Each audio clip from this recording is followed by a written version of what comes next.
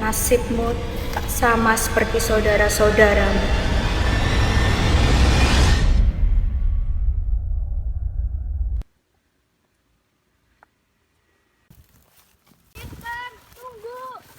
Kamu tidak bisa mengejarku. Kamu terlalu cepat.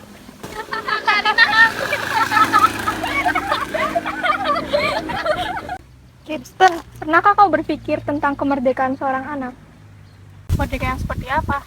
Kenapa kamu tiba-tiba menjadi serius? Maksudnya bisa milih jalan sendiri tanpa dihalangi sama orang tua.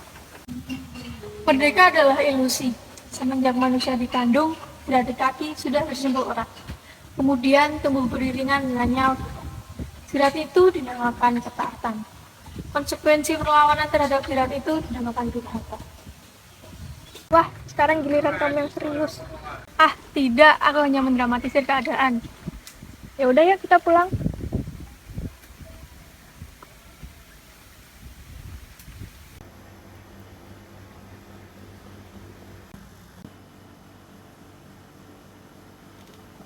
Nak, sejak kapan kau berteman dengan anak dari Cahyadi?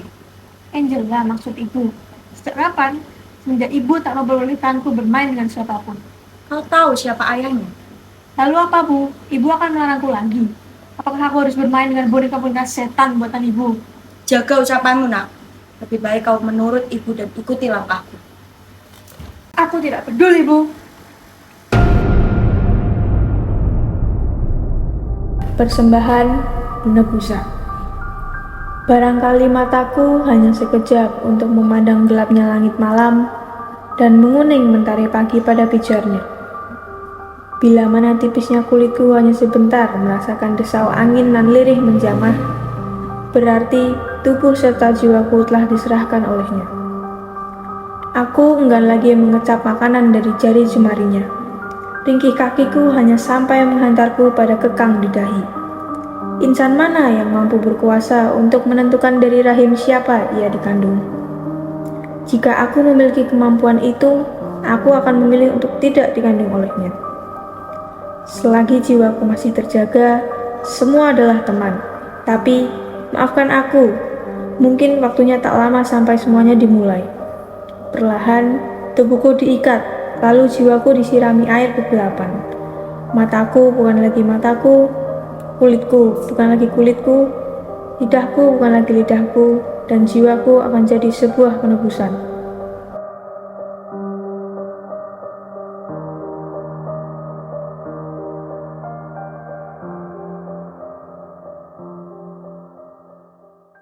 Dearest Swan, dahulu kala, ketika Indonesia masih berada dalam masa penjajahan kolonialisme, ada salah seorang keturunan bangsawan dari Belanda yang membawa paham teosofi, lalu membungkusnya dengan alih-alih pedagang.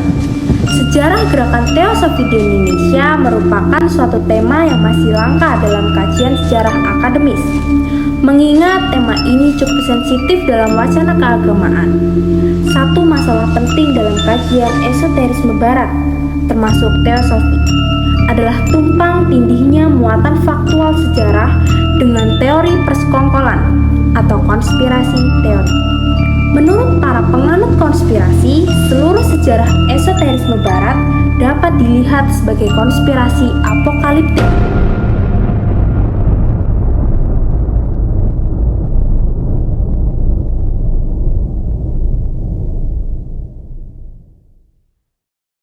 Untuk mendirikan suatu agama zaman baru atau New Age Religion dan tatanan dunia baru, New World Order. Namanya juga suatu paham religius yang tergolong baru dan asing. Beragam juga respon para penerimanya pada masa itu. Beberapa di antaranya tercatat dalam sejarah, dan beberapa di antaranya adalah cerita yang menyatu dengan buah bibir masyarakat. Lantas, hal tersebut bukan lagi selevel eksorsisme maupun praktik sihir, melainkan sekte yang akan menghisap jiwa manusia demi sebuah penebusan. Dan ini adalah yang tidak dicatat oleh sejarah. Sekte ini bernama Dearest Swan. So guys, Hai, sibuk bener deh kayaknya. Lagi ngapain? Pakai jadi segala langsung nyala lagi nonton film jorok ya. Ih, kamu rusak vlog aku tau gak? Jadi, kamu itu permintaan maaf dariku. Udah sana pergi. Ini kontennya bakal belum banyak dolar dari bagiku tuh. Jangan ganggu aku pergi sana sama Feli sama anak aja. Queenku menjadi sangat marah. Pantas saja kamu suka membuat konten horor. Kamu marah seperti orang kerasukan. Pergi atau aku rasukin tubuhmu. Ya, jangan bunuh aku. Aku hanya ingin memberitahumu. Bulan depan, selepas acara kita wisuda, Felis mengajak kita semua untuk mendaki Gunung Kisut. Persetan gunung itu dah. Sana.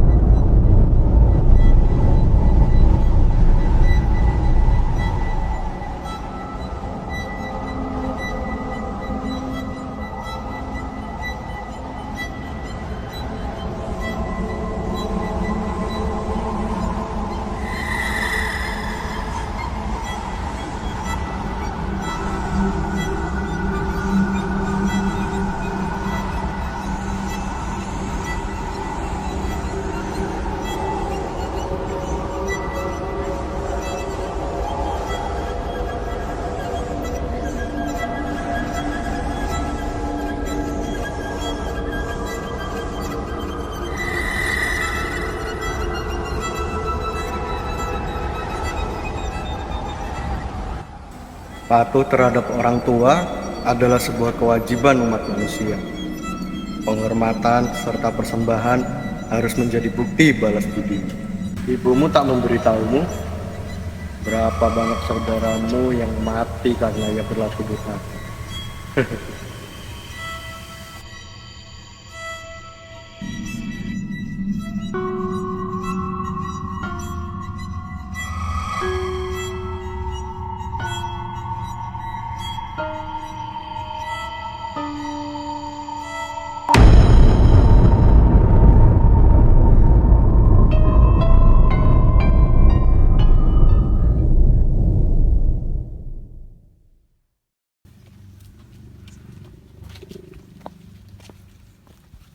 Bagaimana bisa jika Pedro tidak ikut kita mendaki, sementara kita semua perempuan? Itu biar Nola yang mengurus. Ia punya 1000 cara. Queen yang kepala sekeras batu saja bisa diluluhkan. Aku mohon, katakan saja pada mereka bahwa sebelum kamu pergi ke Kanada, ingin menghabiskan waktu bersama kita di Gunung Kisut. Ceritakan yang indah-indah atau iming-imingi mereka dengan apapun, ya. Angela, kenapa kamu ini? Sudahlah, tenang. Aku mau kok. Kamu sahabat aku. Pasti semua akan terlaksana. Sekarang, ayo kita pulang.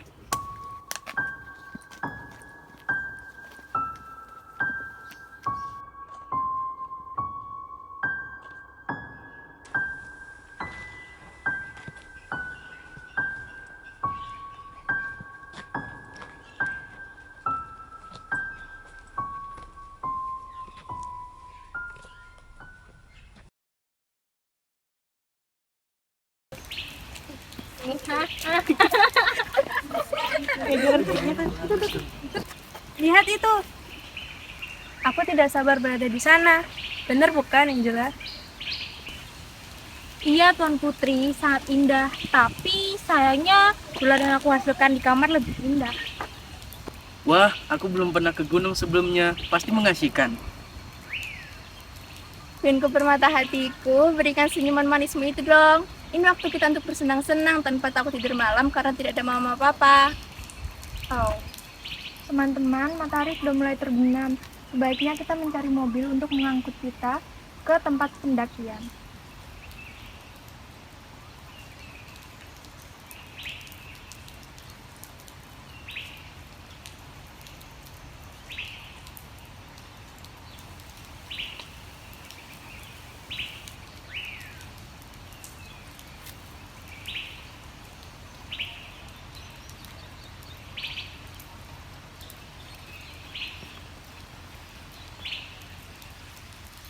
Halo kakak-kakak, dari kota ya? Wow, ini adalah takdir kita bisa bertemu. Kami menawarkan jeep kami untuk menuju ke pos pendakian. Walaupun kakak-kakak dari kota dengan segudang uang, tapi jangan khawatir, soal harga kami dapat diadu. Pasti, Lebih mahal. jangan khawatir. Walaupun persoalan kami lebih mahal, tentu saja fasilitas yang kami berikan sudah pasti. Buruk. Hentikan omong kosong Freddy. Cepat ambil mobilnya.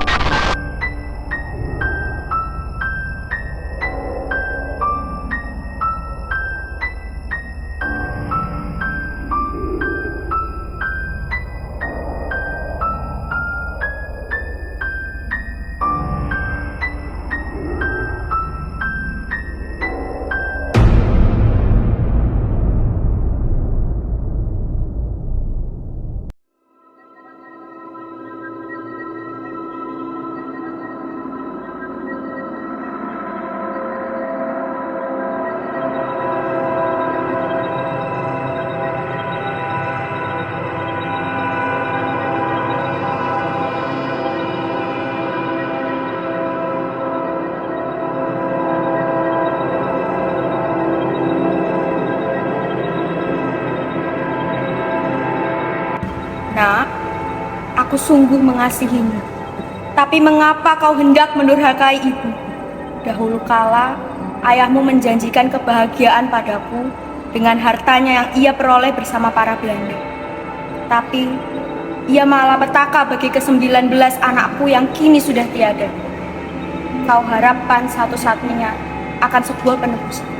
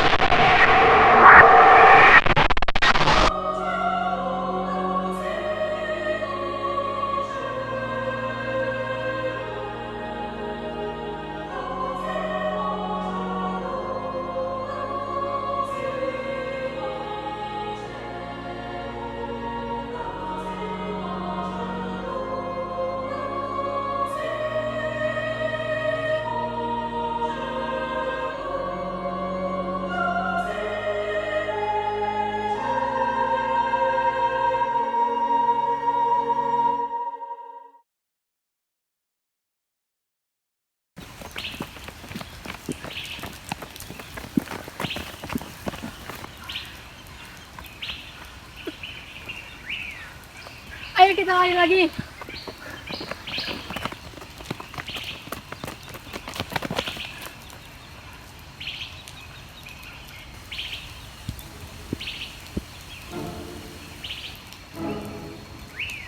Vervloek undang Baresiel. Vervloek undang Baresiel. Vervloek undang Baresiel. Vervloek undang Baresiel.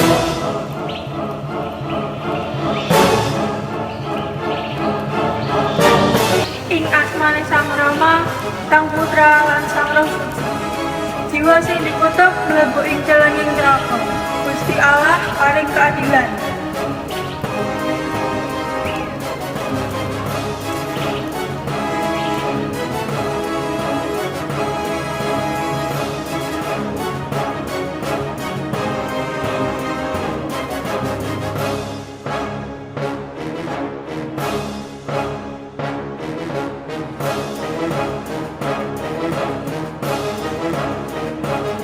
Tunggu.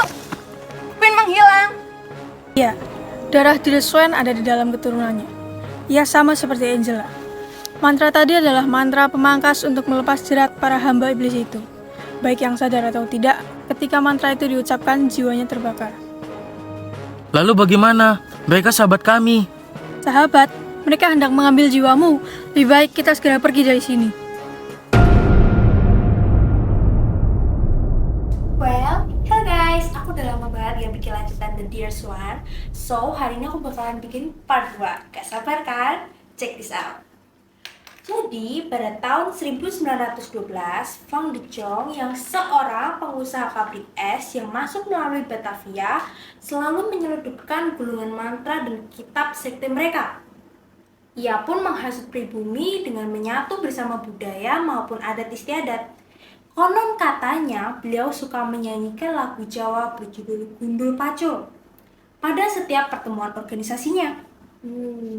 Jadi singkat ceritanya, namanya juga sekte sesat ya, apalagi yang jadi goalsnya kalau bukan tumpah darahnya demi sebuah persembahan.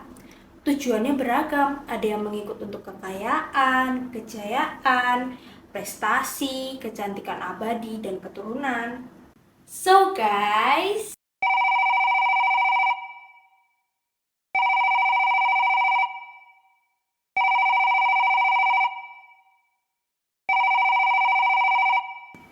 Kau pintar bermain peran. Aku tunggu persembahanmu, Nak.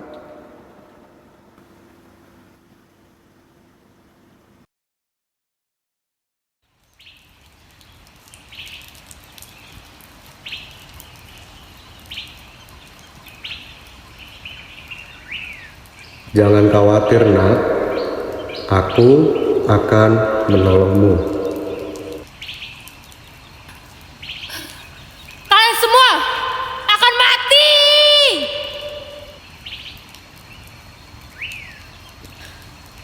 Nolong!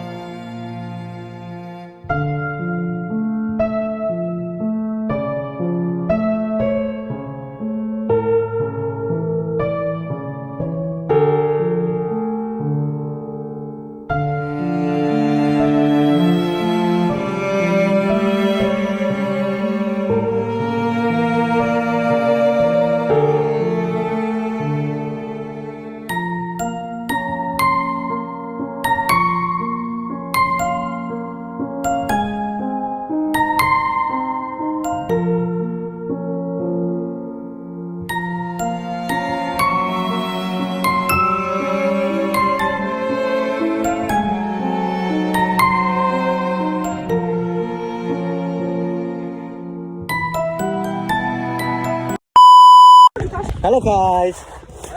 Halo. Kita mau naik gunung. Kita lanjut jalan sampai ke atas. Saya sebagai produser ya teman-teman. Saya ini memberikan mereka special treatment. Satu-satu saya beliin aqua. Terus ada 2 pack roti untuk mereka semua itu. Dan kita diberi peyek, guys. Nah, diberi peyek tuh gimana? Pisang. Nah.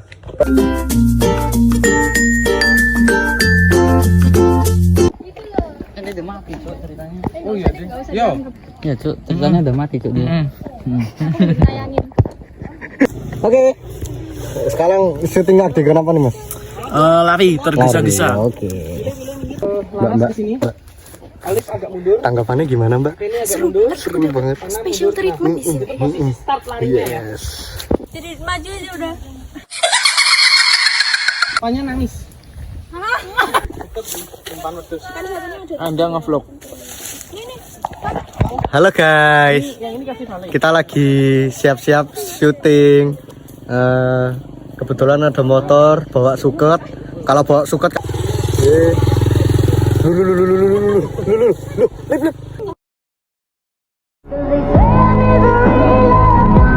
Maafkan aku yang tak pernah bisa menjadi idamanmu ya cantik. Coba lagi. Si Jeremy gini. Ini aku buat kamu. Salah. Enggak kayak gitu cara gini. Maukah kamu menjadi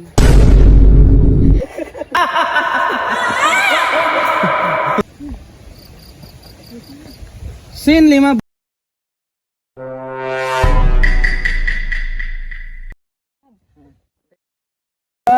Alex Freddy terbakar 2 action.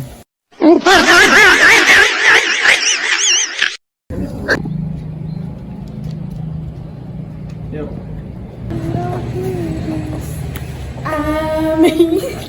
Nyamuknya cuy. Wis yang mau kawin